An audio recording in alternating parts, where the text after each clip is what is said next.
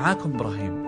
حلمي إني أكون مهندس، وما عمر معدلي نزل عن 4.5. وأنا محمد، الدراسة بالنسبة لي مضيعة وقت.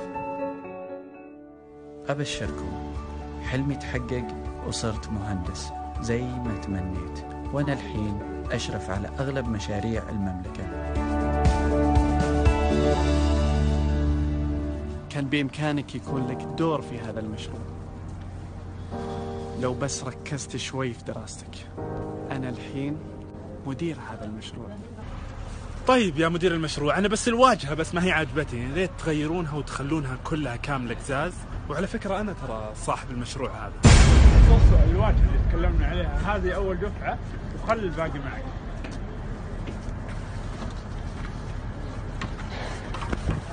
أبوك لو الدراسة. مرحبا مليانة